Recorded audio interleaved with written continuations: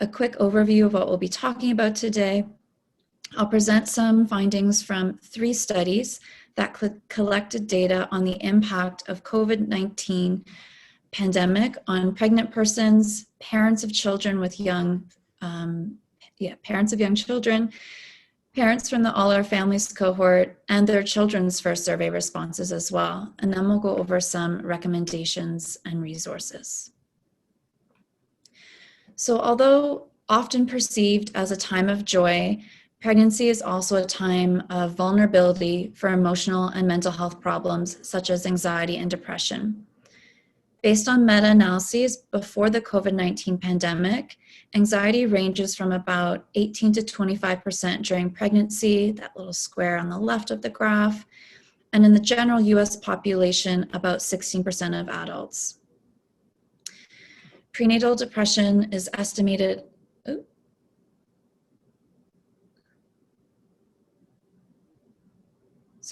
and prenatal depression is estimated to affect about 9 to 11% of individuals at any given time, and 18% will experience a depressive episode at some point during pregnancy. And normative data from the US indicates that about 8% of adults will also experience clinically elevated symptoms of depression. And prenatal stress, such as anxiety and depression, can have several negative physical effects on mothers, including altered HPA axis functions, that's the stress system, increased cortisol, stress hormone, reduced uterine blood flow, which directly affects a growing baby, nutrition and substance use changes, as well as an increased risk for postpartum mental health problems. We know from previous research there's also some brain development differences and later behavior problems among children whose mothers experienced high levels of distress during pregnancy, like during the Quebec ice storm. An example here in the diagram shows that exposure to prenatal distress is associated with altered connectivity between the amygdala and prefrontal cortex in 4-year-olds, which in turn is related to behavior problems. So when the emotion and decision-making parts of the brain are not syncing well, it can lead to impulsivity. In general, we call this fetal programming, and it's one of the ways maternal mental health impacts child development. So what's going on during pregnancy prepares a baby for their new environment. So what's going on during the COVID-19 pandemic? As many of you have experienced, it's caused major disruptions to normal life, social isolation, and uncertainty. Led by Doctors Catherine LaBelle, Jerry Giesbrecht, and Leanne Tomfor-Madsen, our team launched the National Pregnancy During the Pandemic study to see what was going on with expectant parents during this global crisis. We started recruiting participants in April 2020 and are just about to close it this Friday. To date, over 10,000 people have signed up with coverage across the country, as you can see from the map here. And we sent out online surveys each month during pregnancy, then at delivery, 3, 6 months, and we're just about to start the 12-month postpartum survey. And they include numerous measures of mental and physical health, demographics, and life changes. And were sent in both English and French. So who answered? The majority of respondents were married or cohabitating with a partner. More than half were expecting their first child. Most self-identified as white or Caucasian. The median household income before tax was between $100,000 and $124,000. Also, most participants reported completing education beyond high school, and the average age was 32 years old. So data from the first 2,000 participants of our survey have been analyzed and published. The results show that during the COVID-19 pandemic, 57% of pregnant participants had elevated symptoms of anxiety, the little blue dot on the graph, and 37% had elevated symptoms of depression, the little red dot on the graph. And as you can see, compared to the numbers I showed you earlier, this is higher than usual pre-pandemic rates.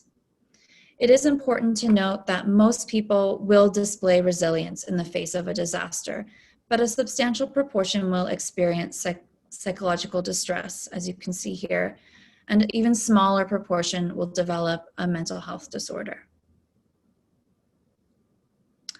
Okay, so now time for another quick poll, if Mandy can cue that up. We asked, has your monthly income changed because of the COVID-19 pandemic? And the options are substantially decreased, somewhat decreased, no change, somewhat increased, and substantially increased. And Anna, we should just let people know that this is totally anonymous. Yes, So sorry. we don't have any data collection in this. So I'll just give a moment for a few more to answer.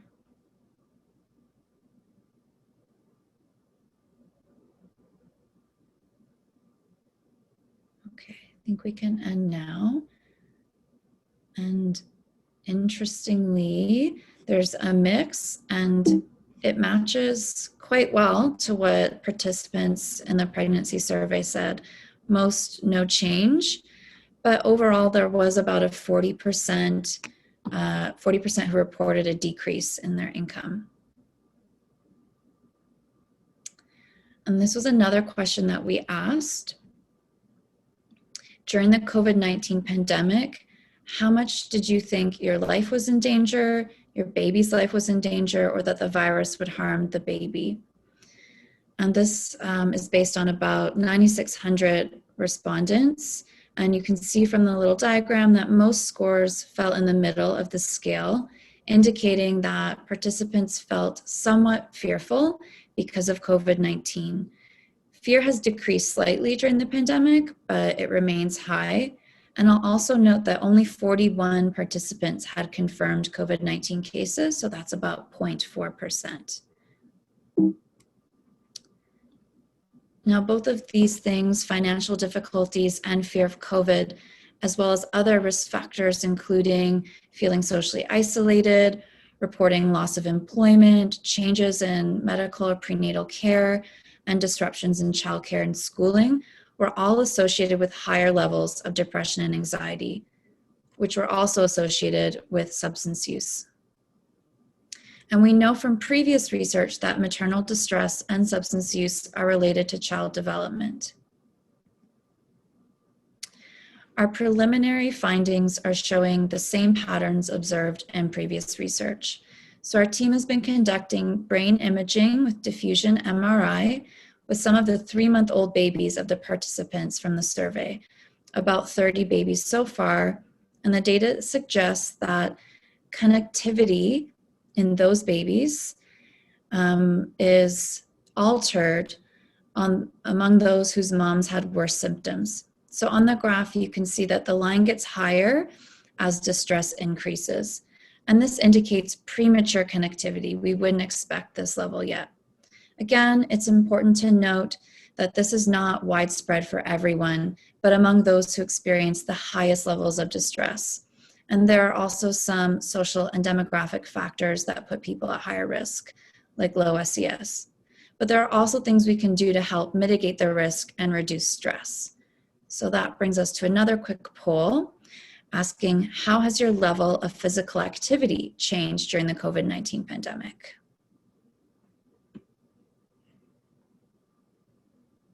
If Mandy, can cue that one. Increase, decrease, or no change?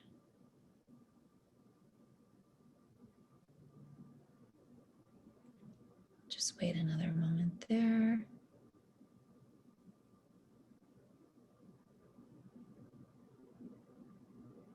Okay, so we can probably end the poll, and I'll show you how that compares, very similar to what our pregnant participants were saying. So most report a decrease in physical activity. And our data shows that participants who did engage in more physical activity, as well as those with more social support and relationship satisfaction and getting more sleep, had lower levels of anxiety and depression. And not only are these protective factors for pregnant persons, but they also buffer the impact on their children. So we can see from the graph here, from our imaging data so far, that infants whose mothers reported high social support had less altered brain connectivity. And this is consistent with the pattern we'd expect at this young age. Okay, but what happens after pregnancy? Without treatment, prenatal depression and anxiety can persist, with up to 40% of mothers experiencing symptoms at 4 to 5 years postpartum. And mental illness can also negatively impact the ability to engage in parenting. And unfortunately, about 60% of young children exposed to maternal depression will go on to develop a mental disorder themselves. So it's important to see how parents of young children are doing. So this online survey of parents of children aged 0 to 8 was led by Dr. Leslie Ruse and our collaborators at the University of Manitoba. The vast majority of participants were married or common law partnered, had at least a bachelor education degree, were residing in Canada when they answered the questions, mostly Canadian cities of Winnipeg, Toronto, and Calgary, but there were also some from the United States and other countries. 16% identified as having a racial or ethnic minority background, and the majority of mothers reported an annual income over $100,000. So what they told us, what this figure shows, is that clinically relevant depression was indicated in 33% of mothers of children aged 0 to 18 months, 42% in those with children 18 to 4 years old, and 43% in those with children 5 to 8 years old. And although the data are collected from an online convenience sample, we emphasize that these rates are dramatically elevated compared to past reports of maternal depression in studies with similar recruitment methods. In terms of risk and protective factors, though, experiencing stressful life events in the past month did predict higher depression in the young parents of youngest children. Reporting better marital quality predicted lower rates of depression in parents of the youngest and oldest children. And having a previous history of mental health diagnosis predicted more depression in those with older children. And this figure shows the results for anxiety.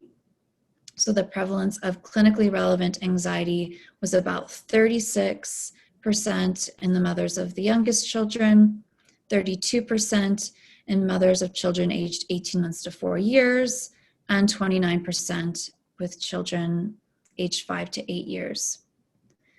And in terms of risk and protective factors here, financial strain endured by COVID-19, which was measured as the ability to cover unexpected expenses during the pandemic, did predict higher rates of anxiety, as did previous history.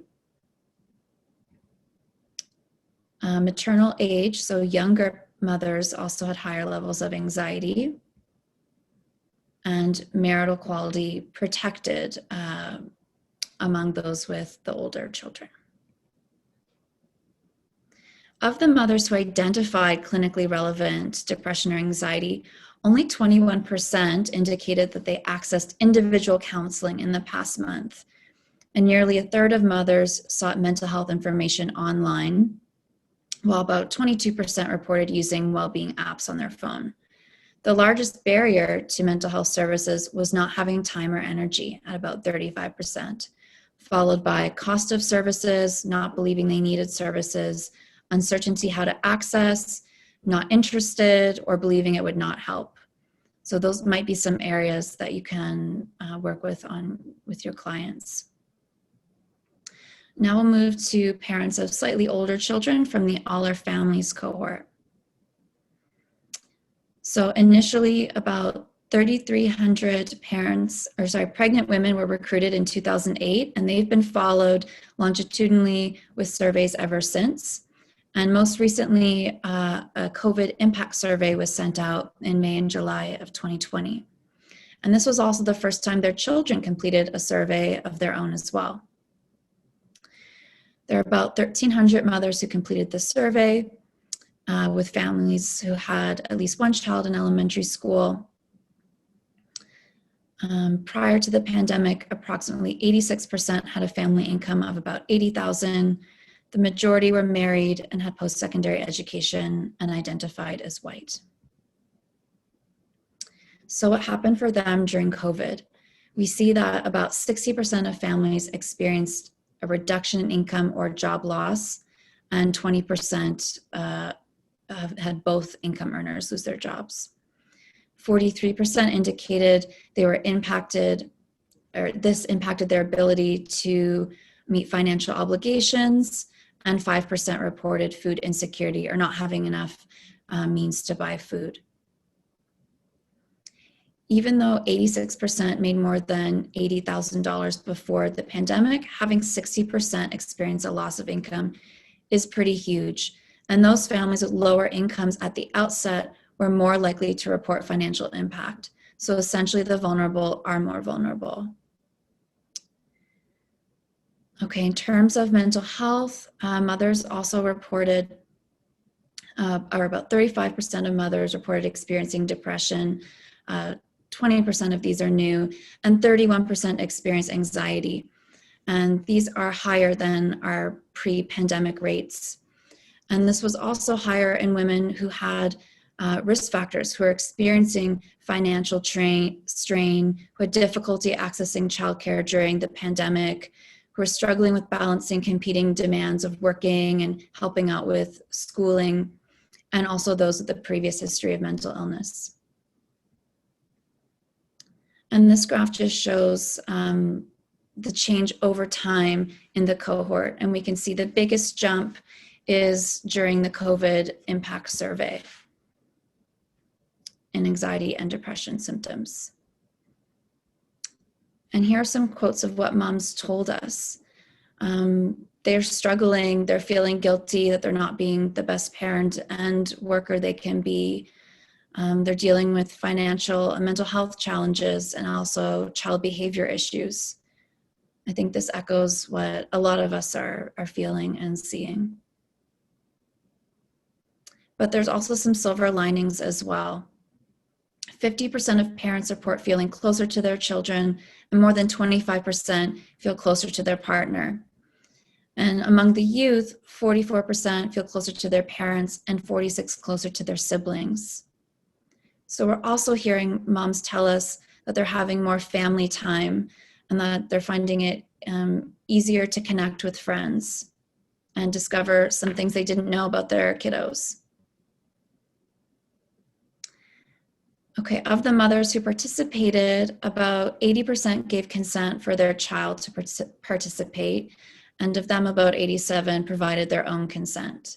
The average age of kids was about 9.5 years old, and they are in grades 3 to 5. What the youth told us was that they're engaging in a lot of outdoor activities, hiking, and other physical activities like playing sports or exercising for fun, but still less than half are meeting the physical activity guidelines of 60 minutes per day. And they also told us they're engaging in a lot of other activities like games, arts, and crafts, and 74% were learning a new hobby. You might have seen all the TikToks of pasta and bread making, those types of things. But 25% were not getting enough sleep, less than the 9 recommended hours per night. In terms of academics, most were getting the help they need with schoolwork from their parents and their teachers, and we're finding it relatively easy to adapt to the online school environment. But in terms of what else is going on with screen use, we see most kiddos are using devices before bed, and there has been an increase of 90 minutes of screen time since the time points before the pandemic where moms reported on their use. And this is averaging about 22 hours per week of non-school related screen time. sorry, I did want to mention that screen time was highest in homes that had more financial and psychological stress. And what youth were telling us about their screen time is that they were mostly using it because they were bored and couldn't find other things to do. But screen use does need to be understood within context. So according to the youth, most of them are using screens with others or using them to connect with others. And those who use them with others report less screen time, about only 17 hours a week compared to 30 of those who are using them alone. And those who are using them to connect with others are only using about 23 hours a week compared to 28 for those who are mostly not using it to connect with others. And screen time was also lower in families that had media plans. In terms of mental health, youth self-report indicated about 8% have elevated symptoms of depression and 14% elevated symptoms of anxiety. But there were protective factors. Those who reported feeling more connected to their parents had lower levels. But some risk factors, so those who were engaging in more screen time and getting less sleep had higher levels. So here's a summary of what was going on from the 3 studies I presented. Families are engaging in hobbies and household projects, and although challenging, most are reporting that them and their children are coping well and kids are keeping up with schoolwork. But mental health problems such as anxiety and depression have increased. Overall, it's a small proportion. And if we think about the population as following a bell curve, with COVID, it has been shifted. You can imagine the weight of COVID on the population pushing the curve to the side.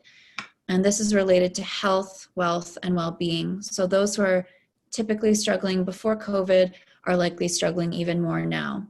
However, there are protective factors, some we highlighted, so there are things we can do to stay healthy. So that brings me to one question for you, if you would like to share in the chat, anything that you've been doing to stay healthy and happy during the pandemic.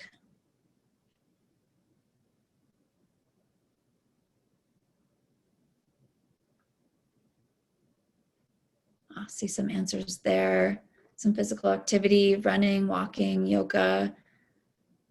So getting outside, tutorials, painting, being with dogs, choir.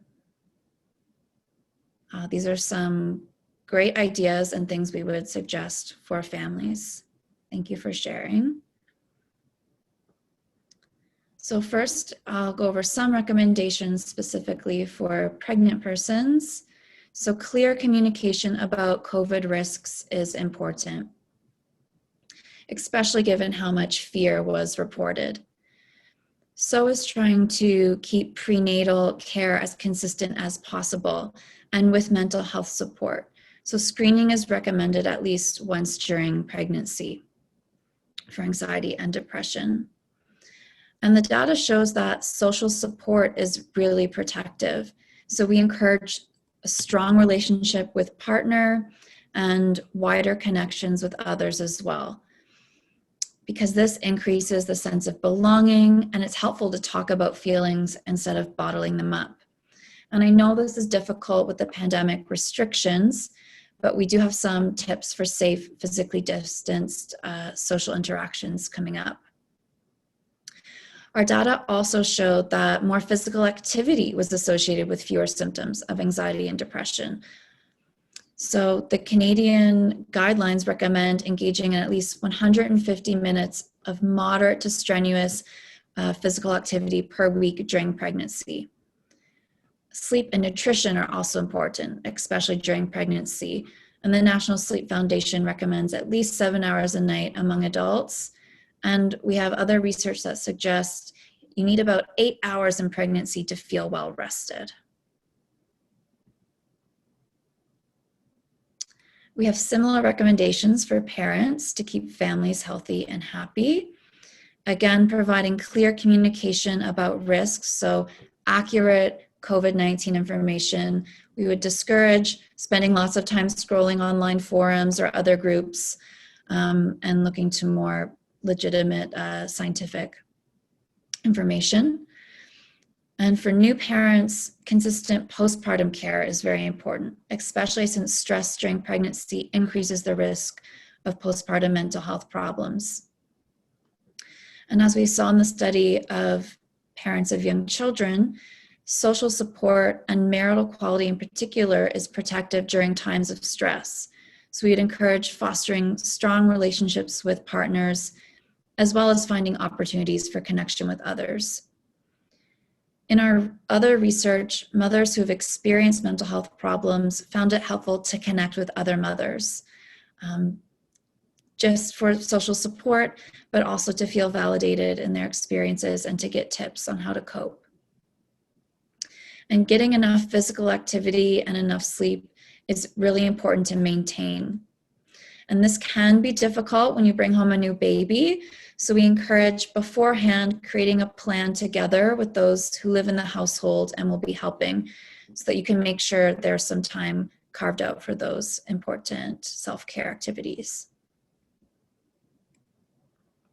And we've organized these recommendations into 3 R's to help people remember a bit easier.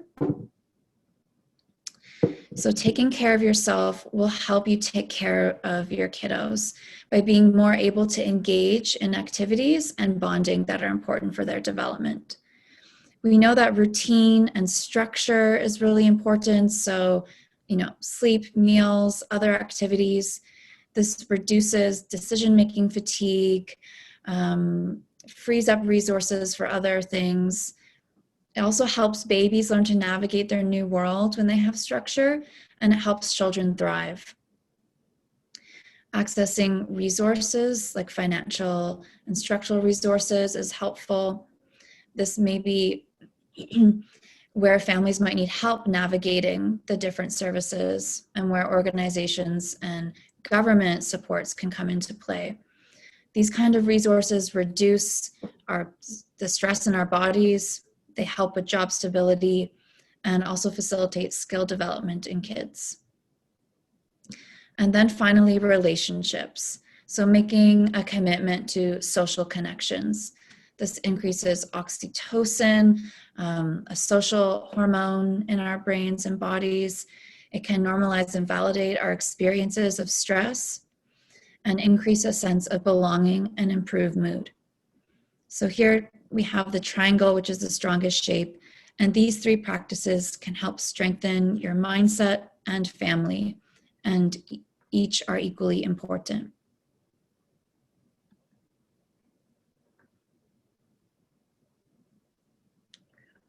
So what can we do at this difficult time? With all the restrictions in place to prevent the spread of COVID-19, it makes things a little more difficult.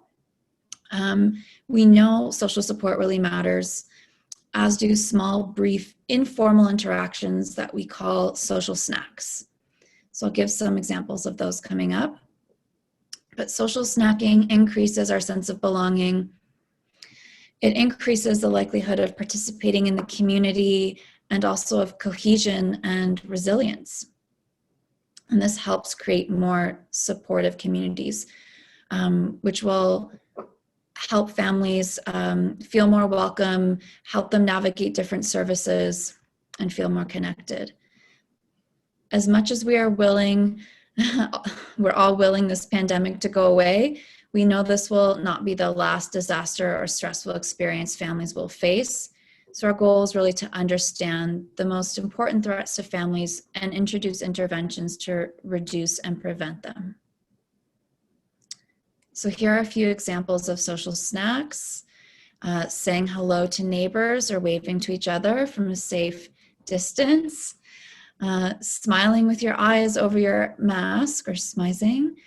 Or even when you get a coffee, the barista smiling, making eye contact, or having a brief conversation with customers. I know from my own experience, sometimes the only interaction I get is when I go to the store and pick up my fish from behind the counter, and even that small back and forth can just make your day. So your social snack, when you smile, or with your eyes behind your mask, when you chat with someone at the dog park, or when you listen to someone tell their story. Your brain and their brain feel better because the interaction reduces stress hormones and releases those feel-good hormones. So we encourage everyone to take a moment, smile with their eyes from behind their mask, or pick up the phone, make a call, and challenge yourself to a few small social snacks each day. Now, if you're worried about clients or patients, a friend or family member, or even yourself, we strongly encourage seeking professional help because there are effective interventions for those struggling with mental health problems. Since we know previous history is one of the strongest risk factors, an important follow-up public health effort for care providers or government services would be to check in, to recontact parents of young children who've had prior mental health diagnoses. And this would serve to reassess and identify those with significant problems during the pandemic and inform or refer them to follow-up treatment. So it is important to know what local services are available. There are more telehealth options now. And here in Alberta, we have an online triage called Access Mental Health that can help direct families to services that might meet their needs. There are several evidence-based interventions for parent mental health. Cognitive behavioral therapy is well established for the treatment of depression and anxiety. Dialectical behavior therapy is a transdiagnostic approach, so for a range of emotional disorders. And recent research from our collaborators show that DBT helps emotion regulation in parents with an added component of increasing parenting skills. And Unified Protocol is another effective transdiagnostic treatment of emotional disorders. Each of these have shown to be effective in individual and group formats, as well as through telehealth services. And I'll just quickly tell you a bit about another option that we're developing for parents with our collaborators at the University of Manitoba. Beam is a 10-week app-based program for building emotional awareness and mental health.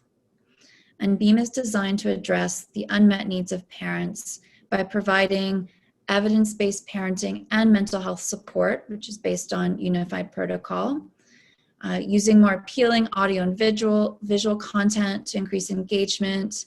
There's direct access to clinicians who will be monitoring progress to increase accountability and completion, as well as a private online forum with peer coaches, since we know social support increases effectiveness of interventions, and that's what moms want, connection to others.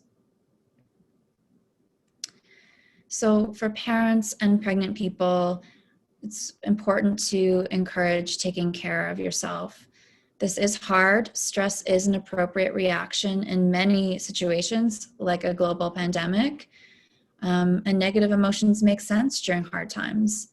But we encourage the practice of self-compassion, being kind and understanding towards yourself, realizing you're not alone and it's not a competition of struggle. We're all experiencing stress, but maybe in different ways and have different coping mechanisms. And some might need more and more help or access to resources.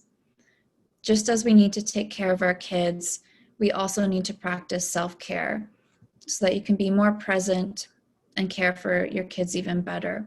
Our kids are also watching us and how we react to things. So taking care of ourselves can improve our outlook, but can also influence theirs. We have compiled some resources on our websites. So on the Pregnancy During Pandemic website, there's some specific wellness and distress resources for pregnancy and new parents. And the All Our Families website has tips for coping during the pandemic, including how to create a family media plan and links to other organizations for families. So I'd like to thank all the principal investigators of the research teams, our various funders, including the Alberta Children's Hospital Research Institute, and most importantly, all the families who took the time to participate in our studies. And also thank you for having me here today. So I hope we have enough time to go through some questions. Yeah, absolutely. Thank you so much, Anna. This has just been really eye-opening. And while I think that a lot of this information is really kind of what we were already suspecting, it's pretty stark to see the numbers and just how significantly these mental health challenges have increased. So just a couple of questions just about the study. So in thinking about the way in which I think it was in the All Our Families cohort. I'm curious if you can just elaborate a little bit more on, as one of the protective factors was being close to children, being close to your partner. How was that sort of defined, being close to or feeling close to your family member? I think this one was just a rating scale. I don't know if it was 1 to 5, something like that, how close you feel, or if you feel, it's probably like the poll that I gave, substantially closer, a little bit closer, no change. Okay. And most are feeling closer, which makes sense if you're spending more time at home with them. The youth did note, I think it was also 46%, that they felt less close with their peers, which also makes sense because they're spending less time at school. So this survey was back in the spring when school was closed, but feeling closer to their parents and their siblings. So just quick questions on a survey because we didn't want to burden too much with what was already stressful time. Yeah, okay, I understand. We also had a question from one of our participants about just, are you able to further elaborate on marital quality? Was that also a poll, or sorry, not a poll, but a survey question? Was there any more kind of meat around what did marital quality kind of mean in the study? I think that one was with the dyadic adjustment scale. So it was a bit more of an in-depth questionnaire. And that one is published. It will be in the reference list by Emily Cameron. And so I think that covers like satisfaction, conflict, yeah, the revised dyadic adjustment scale, cohesion, satisfaction, so different aspects of the relationship with your partner. Okay, great. And so folks can take a look at that in as far as the references are concerned. So we can share that afterwards. I just wanted to acknowledge as well that because this is yet to be published research, we've had kind of a sneak peek into it. So this is why we won't be sharing the slides today, but we will be sharing the references and the recording. A couple other questions that I'm seeing. Curious about, so we recognize that social support is this protective factor for all of us, but in particular pregnant people. Can you speak to a little bit about what we know of the effects of isolation on pregnant people during the pandemic, and maybe speaking a little bit more to how can that social support really help to mitigate those effects? Maybe an example would be helpful. That's a good question. I think we just asked if they feel, more or less socially isolated, and they are during the pandemic, pregnant persons feeling more isolated, and that does unfortunately lead to feeling more symptoms of depression or anxiety. But at the same time, doing that social snacking can buffer that. So I think a lot of us are zoomed out. So trying to plan those small snacks with a little bit of variety. So a mix of the virtual, the phone call, or even just getting out for a walk and seeing other people and waving to other people, that can really help us feel that sense of belonging, which has been dashed a bit during the pandemic because of the limited contact we can have with others. So it's trying to find that balance between not getting, zoomed out or of all the virtual things, but still fitting in at least small, brief social interactions because they still can give us a little boost in our hormones and in our mood. Right. Yeah, and it's so often that we don't even recognize what we need until it's kind of come and gone.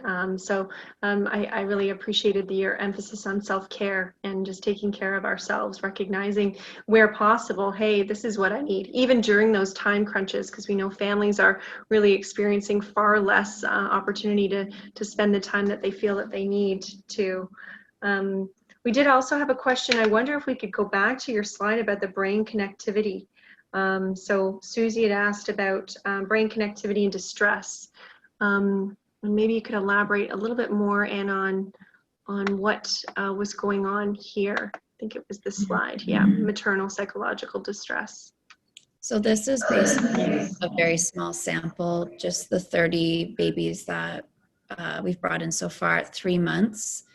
And it's called diffusion tensor spectroscopy, I think, DTS imaging. And it measures the degree of diffusion of water molecules between the two areas of the brain. And we were looking at the amygdala, which is an emotion region, and the prefrontal cortex, which is decision-making, executive functioning. And what our preliminary findings show is that as maternal distress increases, so among those who report higher levels of distress, we see altered connectivity. So it's actually higher, and we wouldn't expect that at 3 months of age. That's pretty early for all that connection to be happening, which might mean that the babies are also more stressed. Usually this would develop later, so it's like a premature connectivity that's starting to form. But again, it's early data and only with 30 little ones. Right.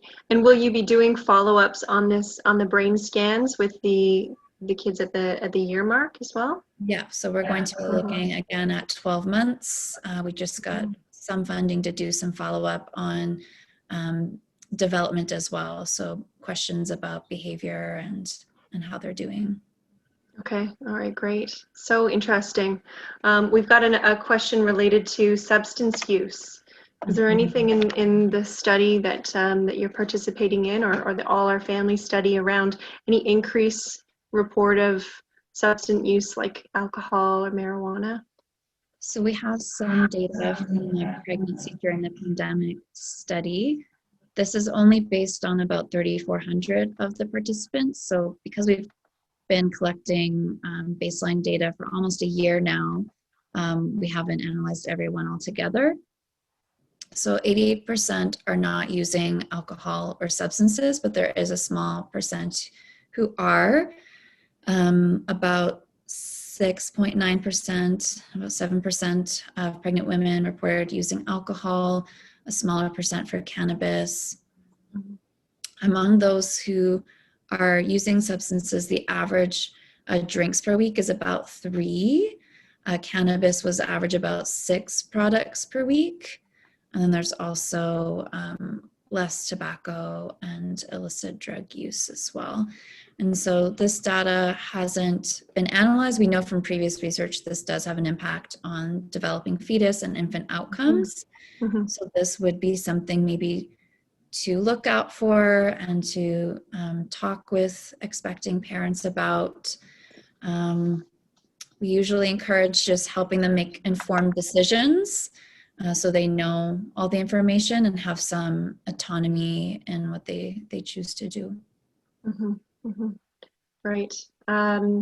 So there's also the very important piece that you shared as a risk factor in depression and anxiety in mothers were changes to childcare and school. And so, you know, given all the disruptions that have been going on, I wonder if you can speak any more to that. And, you know, as were there any changes, or did we see anything else? I mean, here in Ontario, we're just going into another shutdown. A lot of the schools out here are closing. The childcare centers are closing. And so how do we brace for this? What are some of the best ways that we can manage this, especially as a risk factor? Yeah, this might be more of a public health or government support issue.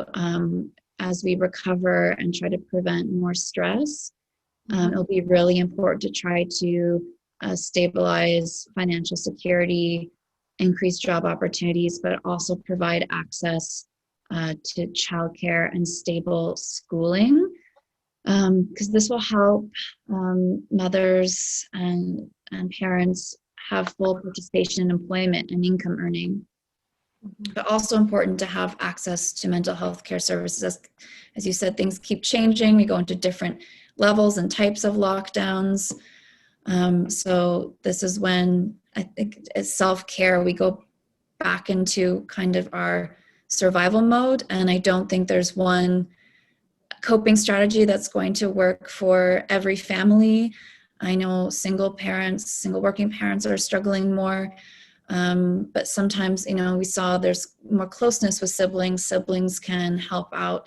So trying to find some type of routine or structure that works for you. And then it's okay, and to acknowledge that it's not going to be perfect. Your kiddos might not be able to sit in front of the computer all day. Neither can you. And to, be kind to yourself and take some self-care moments. We saw, there's some guilt around that among moms, and we really want to validate that, that we can't be perfect during this time, or really ever, but it's just doing the best we can. Right. Yeah, I think that's really important advice for all of us. Okay, and thinking about additional resources for families. So I appreciate that there are so many different kinds of services that are available now. I wanted to share with everyone who's on the line that we'll also be providing with you with some more hotlines and programs.